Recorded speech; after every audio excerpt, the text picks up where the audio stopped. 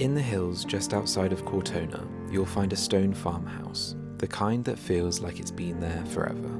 It's where we've been staying for the past couple of weeks, using it as our base while we try to figure out if this dream of buying a home in Italy is actually something we can make real. If you saw my last video, you'll know that this trip wasn't just for the scenery, though there's been plenty of that.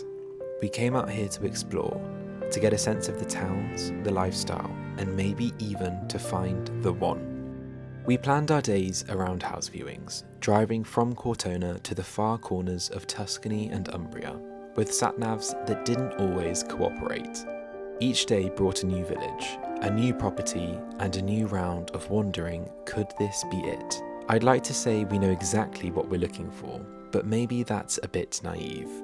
Both Chad and I are drawn to the idea of a farmhouse, something with character and a bit of history, but ideally one that feels a little different. We've seen our fair share of ruins, and while the romantic in us loves the idea of restoring something from the ground up, the reality is this would be a summer home, so a full rebuild is probably off the table. We'll talk more about the houses we've seen a bit later on, but each one told its own story. Some had been empty for years, quietly waiting to be loved again. Others had been renovated recently, still beautiful, but carrying the imprint of someone else's taste, someone else's dream. But little by little, we've started to understand what feels right, what matters to us, and what really doesn't. This video isn't a grand reveal, it's just a glimpse of where we are now, somewhere in the middle. Still dreaming, still figuring it out. A quiet little chapter in a much bigger story. Wandering through all of these incredible spaces has made us even more excited for whatever renovation journey lies ahead, but it's also made us think about our own home back in London. There are still a few rooms we're planning to transform, and even though we're out here viewing houses, there's still a fair bit of work to do on our own. So over the past few weeks, I have mentioned quite a few times that one of the next rooms in our house to receive a mini room transformation is going to be the living room. For this room, I have two completely different ideas that I really want to go through with you so you can help me choose one of them. They're very different in colour choices, fabric choices, and in terms of the whole design aesthetic. So I'm going to ask you guys to help me choose one of these designs, and hopefully I agree with you because it's what we're going to be doing to this room. So as I have the time today, I'm going to sit down and go through these with you. Hopefully you like them, but please do leave a comment below to say which one you think will work best and give me a reason why. This video is very kindly sponsored by Milanote. Milanote is a visual workspace that I use for all of my interior projects. It's completely free to use and it's great for mood boarding, planning, and keeping everything all in one place. So as I mentioned, I'm currently redesigning this room and I have two very different ideas that I'm struggling to choose from. So the first we're going to go through is the rich brown tobacco tone scheme. So when creating this mood board, the idea is I want the room to feel rooted in old traditional interiors. I want it to feel like a thoughtfully collected space and every corner filled with character, layered with different objects, carefully placed ornaments, and the walls covered in eclectic antique art. For the fabric choices here, we have rich greens and blues, bringing depth and warmth, creating a room that feels storied, lived in, and deeply personal. Now, if we move into the second mood board, this idea is completely different. And this one is definitely the more bold of the two in my opinion, but it's something that I think could work really well in this room. So for this room, the inspiration came from Georgian styled interiors. I'm thinking about taking the walls to a bold pink or a deep red to create a striking statement backdrop. Again, the walls are going to be covered in eclectic antique art and oil paintings in ornate frames. I love the idea of sort of creating a gallery effect in this room. I think the pink and the red wall will create a really lovely backdrop for these antique oil paintings. For the fabrics, I'm thinking rich traditional pinstripe fabrics, maybe some pinks, maybe some reds, all classic in style because I think that would really play into the whole feel of the room. When I'm creating my mood boards, I love to add the fabric swatches, the paint samples, reference photos from Pinterest that you can save using the web clipper. It really helps you to spot the gaps in the room or the things that aren't quite working. Personally, I like to start designing a room with a mood board, but if you're not sure where to begin, then Milanote offer more than 100 built-in templates for you to get started on any type of creative project. project. Once I've got my mood board to a place where I'm happy, I then start to build up my to-do lists, timelines, and sourcing links directly onto the board. I've even added a shopping list so that I can keep track of all of the different products I found from different websites all in one place. As you can see here on my to-do list, I've added to order paint samples, decide on paint colours, some armchairs need to be ordered, and I also need to source a new ottoman. I haven't decided whether I want a new one or whether I want to try my hand at reupholstering one. If I haven't said it before, the Miller Note is so easy to use. Everything is just drag and drop. I love that you're able to link everything directly to products and combine the visuals with notes. And you can share these boards with anyone. I'm probably going to have to share mine with Chad so he can at least feel as though he's part of the decision-making process. Sometimes, as we all know, inspiration strikes at the worst moments, and normally for me it's when I'm not anywhere near my laptop. So when I'm out and about and I spot something that I might want to add, like a paint colour or a fabric choice, I just use the app. It all syncs up, so whatever I choose to add, it all ends up back on the main board. Miller Note is perfect for full room redesigns, for styling projects, or even planning events. It keeps everything visual and organised, which is rare. Again, Miller Note is completely free to use and has no time limit, so I will leave the link in the description if you want to try it for your own project. Thank you so much again to Miller Note for sponsoring today's video.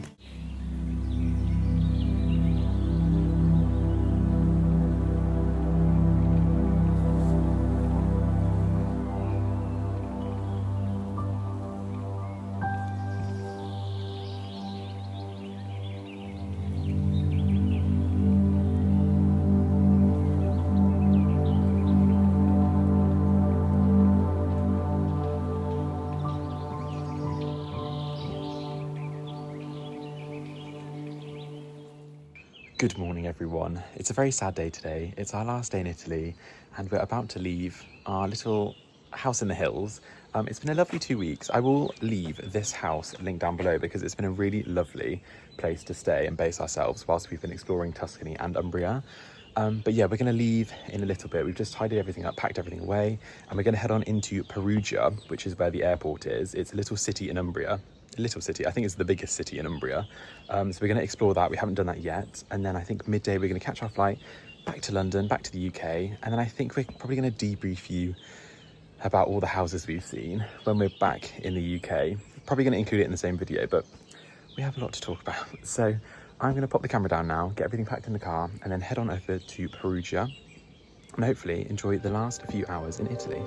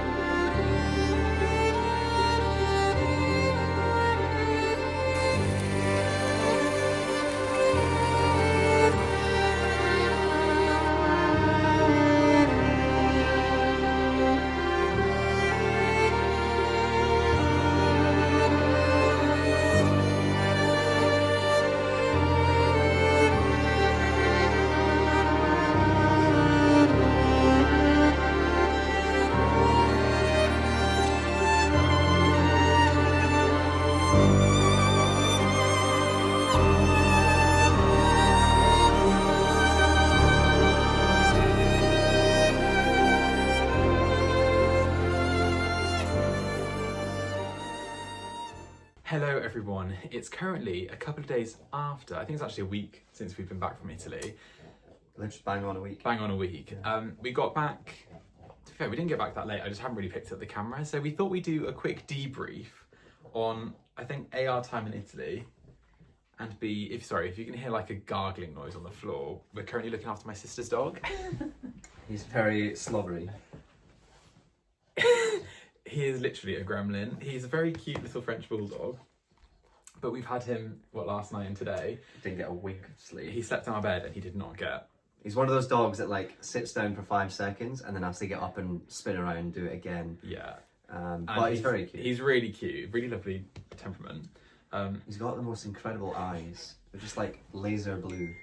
He's actually really cute. But yeah, if you hear noises on the floor, that's what that is. We haven't got someone else in the room. But basically, yeah, so we had a really lovely 2-week period in Italy. Mm-hmm. We discussed in last week's video. Part of the reason was obviously for holiday, and part of the reason was to view some houses. So we thought we'd sit down, do a debrief on our time there, what we've learned from house viewing, and yeah, discuss it with you guys. Yeah, we saw five or six houses in total, and they were all so different in pretty much every way. They were pretty standard in their style, I would say, like stone houses in the country with a pool, but some were very modern on the inside, some were very old on the inside. Some of them had more land than others, but so there really wasn't consistency, I would say. It was pretty much, we spoke to our agents over there who were incredible, and they basically showed us pretty much everything they had within our budget. Yeah, I would say obviously what we're looking for was consistent, so farmhouse-esque house on the outside, and then on the inside we wanted something, or we still want something with quite a bit of character. The thing that we've noticed with these houses is most of the people that bought them a few years ago have all renovated them to the same sort of standard, which is very modern. It's very lovely, but it's just not our taste. It's very much like new terracotta tiles on the floor, all the walls like whitewashed. Yeah, I don't know how else to describe it. It's a bit... The sad thing is they all just look the same. Yeah. I think someone let on that it's maybe that a lot of it's a mix of two things. Either a lot of these people use the same builders, and the builders have their styles that they recommend and they just kind of go with it. But there's also a lot of property developers who do up abandoned houses in Tuscany and then sell them off. Yeah. And one of the agents we spoke to was saying how American buyers typically like more modern furnishings. They don't want the sort of older sort of style, which is what we want. We want to walk in and, you know, the tiles have been on the floor for hundreds of years and the bricks are exposed, like battered and bruised. Yeah, lots of history, lots of charm to it. Exactly. So, I think unless you're willing to buy a ruin, there's not an abundance of that. No. At least where we're looking anyway. Yeah. So to discuss the houses, the area we're looking in is quite a large area, I guess. It's the whole of Tuscany. We have narrowed it down to parts of Tuscany. So when I say the whole of Tuscany, we are more so looking at... I'd say central Tuscany. I'd say central Tuscany, yeah. Sort of around Siena, Cortona, that sort of area. Northwest Tuscany, around Lucca.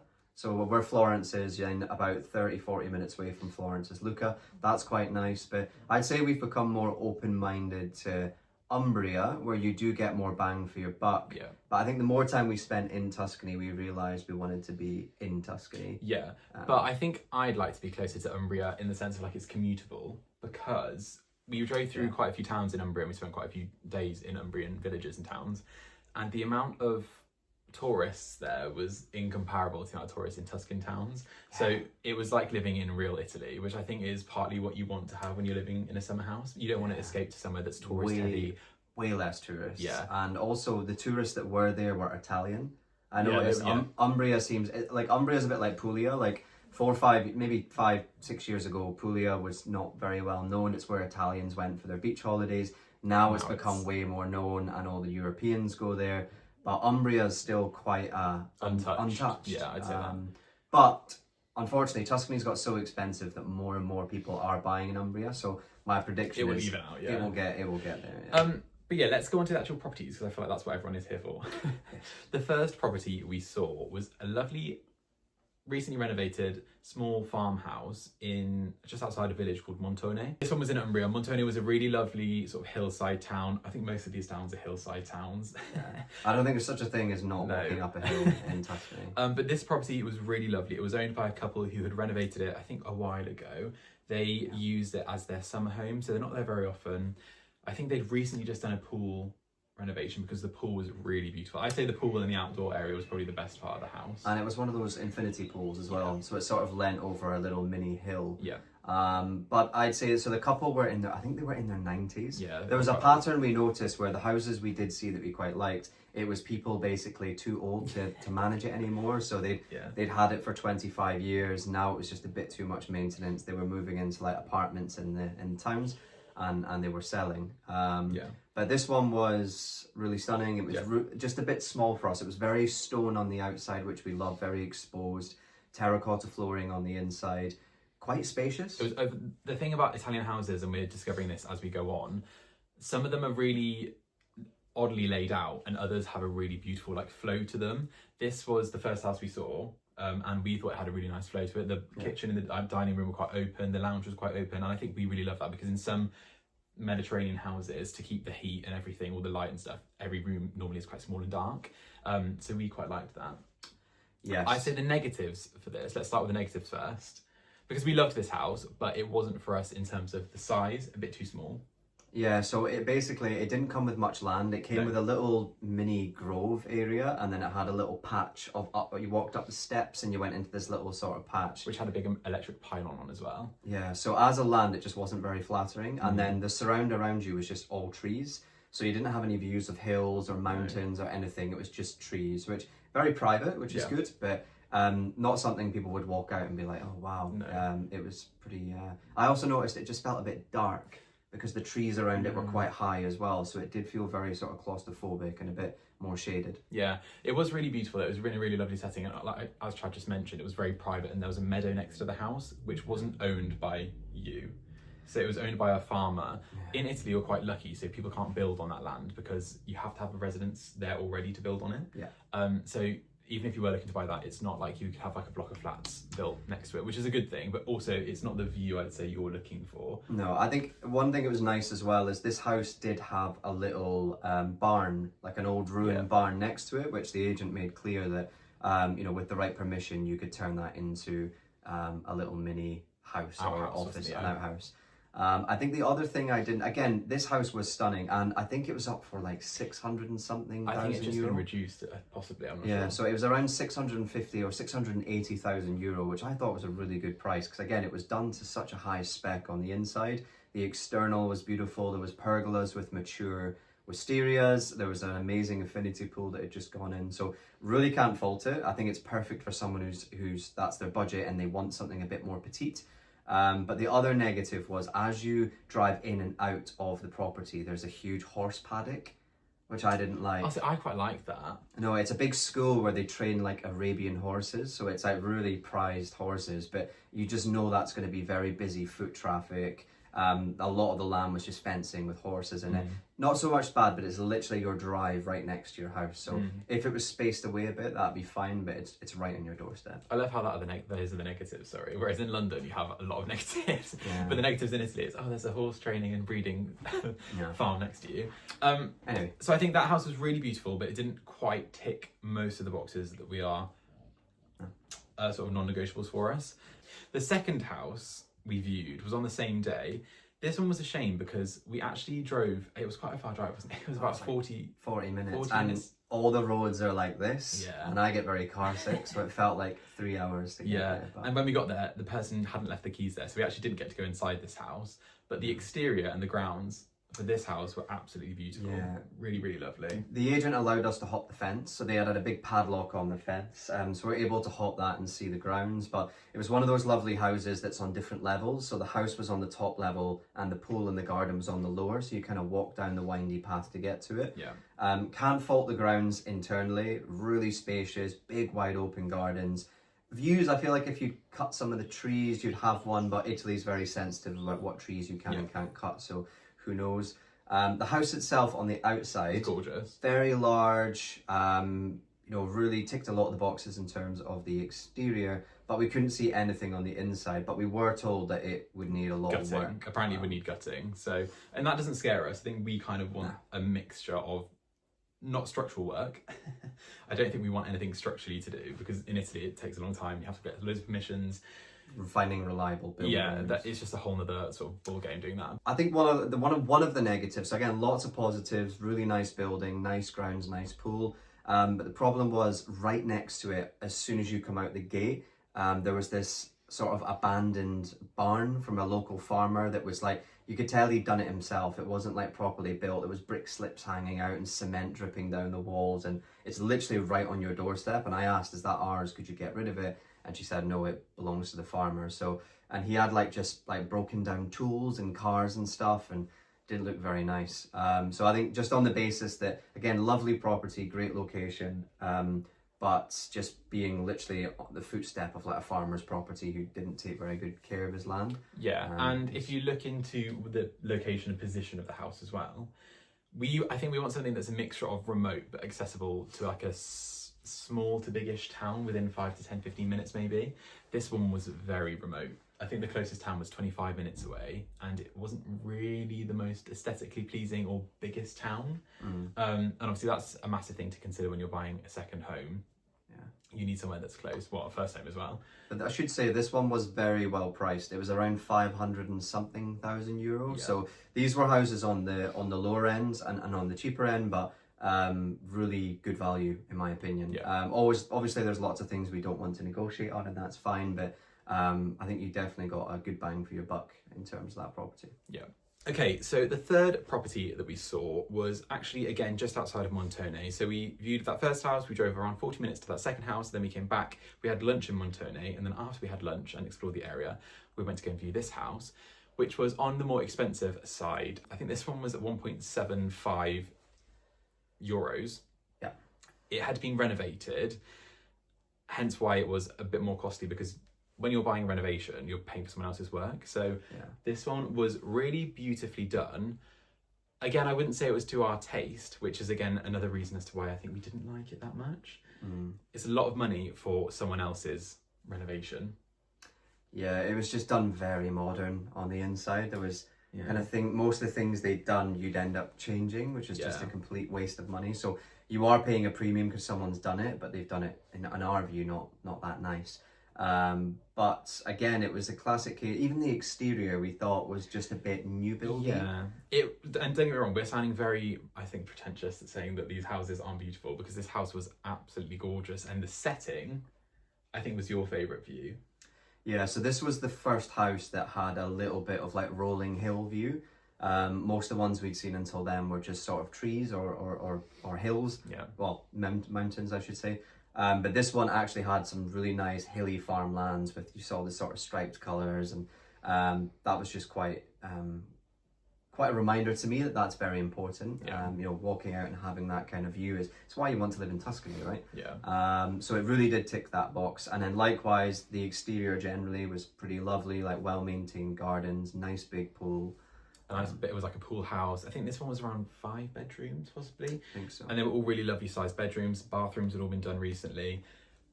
But I think for the cost of that house, it just wasn't worth it. To us, it wasn't worth it, because we would have to change so much to it. I think one thing as well is I didn't like how this house on the inside was on different levels. Yeah. Like as you walked into the house, you kind of had to go down one set of stairs into a little lounge area, then down another set of stairs. So it was built on a hill and sort of went down with the hill, and I wasn't a fan of that. It just seemed like a bit of an obstacle course to get around the house. Yeah.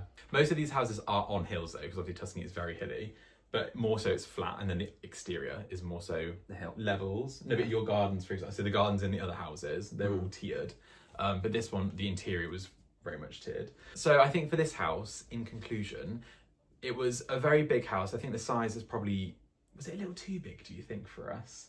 I don't think so. No? I actually think the size was okay. It was more just that it was on different levels everywhere. Yeah. So it wasn't really structurally built in a way that was quite aesthetic or pleasing. It just felt like an obstacle course, and I felt like you'd always get lost and people would never know where to go. Yeah, and I don't even think we touched on the land. It came with a really, really beautiful meadow. The views were actually incredible, but it came with a sort of like a little orchard or an olive grove on the right hand side of the house, and then there was a meadow below, and then the whole forest around the house was also yours. So that, I'd say I'd love that amount of land, but again, the house just wasn't right on the land, if that makes sense.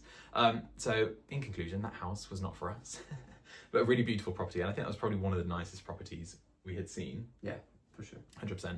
I think what was nice as well is when we got to the property, we met the competition.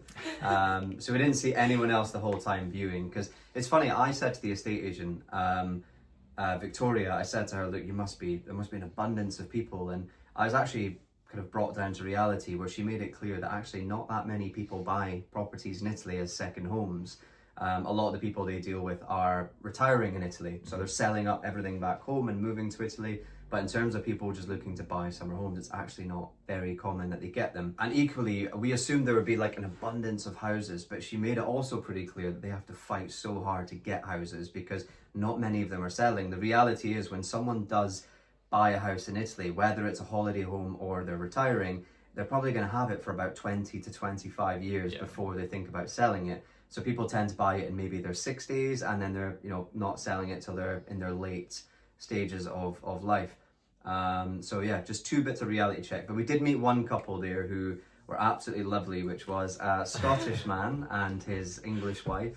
And they were lovely. They'd lived and worked all over Asia and Hong Kong and places like this, and they were actually coming to retire in Italy. So for them, it wasn't a summer home. They were looking to buy it. But we were literally the only two buyers at that time exploring. So just to give you context that it's really not as popular. It's not competitive, but it is at the same time because there's not many houses.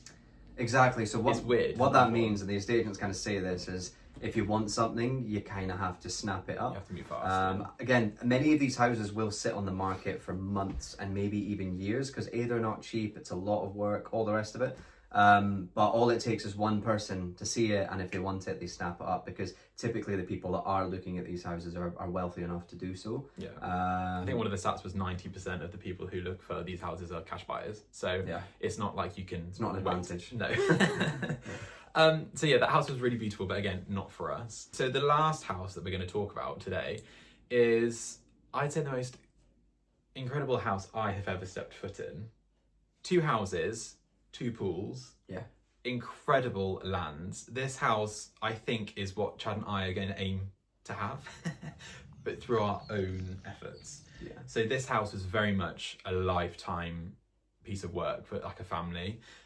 The house, I'm not sure, there were 2 houses. The main house was a really beautiful big Tuscan sort of villa farmhouse, and then the outhouse was a barn conversion. Yeah. The first part of the house that we viewed was this barn conversion. You could easily put this up for Airbnb rentals if you're looking to do that sort of thing. So the current owner does that. Yeah. So I think the agent mentioned that they're making about... I think he said 60,000 a year just putting it on Airbnb essentially. Yeah, which is incredible. And that little barn house also had its own pool. So if you were looking to go down that route, you wouldn't have to share your pool. So hence why 2 houses, 2 pools.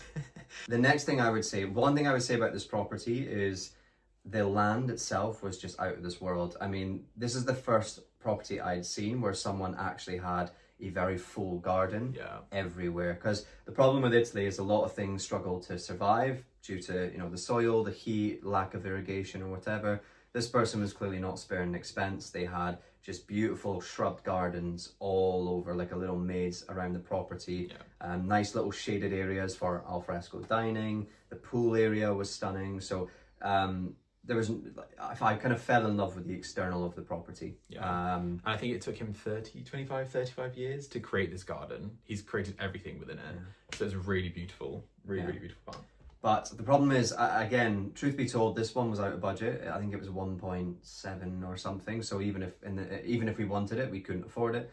But the other thing was that it's too big. We don't really want a second property and a second pool. I think I mentioned in the last video that when you own a house like this in Italy, you're typically looking at about 15 grand a year. So 15,000 a year maintenance. So the pool, the garden, just keeping it maintained.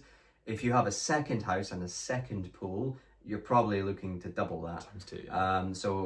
And the garden would need a lot of sort of TLC as well. Because if it's a summer home, you're not going to be there, so you're going to have to pay someone to come and look after your garden and your plants. That's a big expense. So I think A, just too expensive, and B, just too much. We're not looking for that level of property. We just want the one property and the one pool, not double.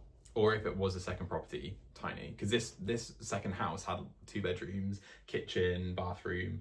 it was another property, like you could live in it full time. A little tiny, I mean, your mum wants us to get her a little granny outhouse. A little tiny outhouse that she can live in. So yeah, I think they're the houses we're going to talk about in today's video. I feel like that's enough. I'll put all the inserts above so you can see the houses as we're talking about them. Yeah. Yeah, I think as well, we're just very lucky. We had two very good agents. So we had Nick and Victoria, who are both British and sort of experts on all things buying in Italy, especially in Tuscany.